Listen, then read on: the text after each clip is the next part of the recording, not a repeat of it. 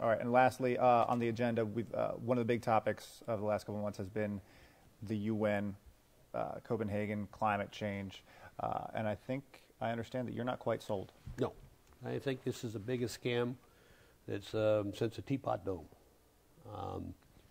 And I say this, you know, it's one of the issues I've studied. Regards, oh, the science is science. I've got as many scientists that disagree with the science that says it is getting cold, warm, to say it's getting cold.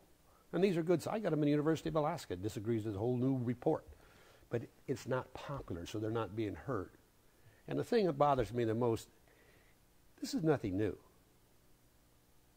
In Fairbanks, they have a Corps of Engineers and the USGS a tunnel that they dug in the permafrost. They show you what you know what permafrost is? It's dirt with a high concentration of methane. It's dirt, not necessarily a high concentration. Methane's on top, not in the dirt. Okay. It is dirt that was dirt that's frozen. It's frozen. How did the dirt get there? It didn't get frozen there by being froze. You go through it and they got fossils, they got all kinds of things, artifacts, everything else in there. That's in Fairbanks, Alaska. You go to Fort Yukon, down at 1,500 feet, you got a 100-foot seam of coal. Then what are you going to tell the people in Shishmaref or Washington? Or Point Barrow, where they have careful, don't step over that line. Shishmaref and Clevelina were put there and established by ourselves. They weren't there naturally, and the weather is blowing. By the way, they didn't lose any land this year, so just keep that in mind.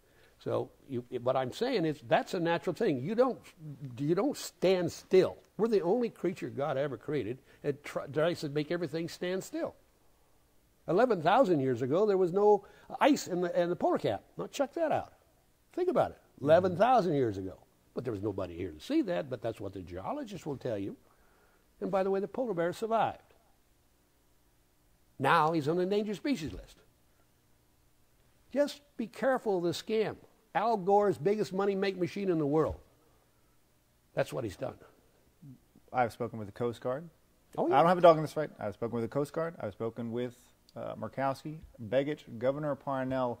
They all say that the math is settled on this issue. Why do they have it? How do they have it so wrong? Because they're afraid to say there can be questions. Nobody wants to debate it anymore. If it is happening, is it your fault? Is it your fault? No. Remember, Arctic didn't have any ice. Had Northwest Passage was wide open. They were raising grapes in Scotland, for God's sakes, had a huge winery. Iceland was a farming community.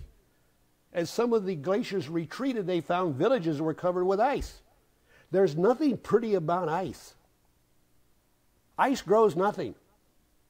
But we've got this in our minds and we've got to make everything cold. Remember, in 1973, the same science cadre said that the coming ice age is going to occur. We're going to lose millions of people. And the politicians knew how to solve it. They just don't have the courage to do it. They were going to put coal dust on the Arctic. Okay? 2009, there is a Time magazine about, be very worried, be very worried. The Earth is sinking, everything's going to happen. This is you should read, Controlled by Fear. This is a fear doctrine. And that's why I'm disappointed in it. If it is warming, it's because it's happened before, psycholytic, it will happen again, and regardless of what you and I do. In the meantime, the leaders behind this want to make us a third world. You didn't see China jumping on this program. You didn't see, actually, Europe has got a worse deal now than they had before. South America, and no, you and I are not going to be able to be competitive. But California, with the world's 6th largest economy, with a Republican governor, decides to make some don't go changes? there. He's not a Republican, never was a Republican. Right. He's a terminator. And he's ruined that state. He's chased the business out. There's no business left in the state, and that's nothing to do with climate change.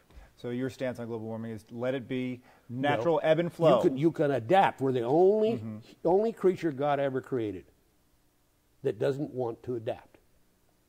We want to make it stand still. And one thing that's constant is nature is constantly changing. And I know people are going to listen to the program and say, well, he's just outdated and old-fashioned. Okay, you get your information, I'll get my information, and we'll sit down and debate the issue. We'll see who comes out right, including the University of Alaska.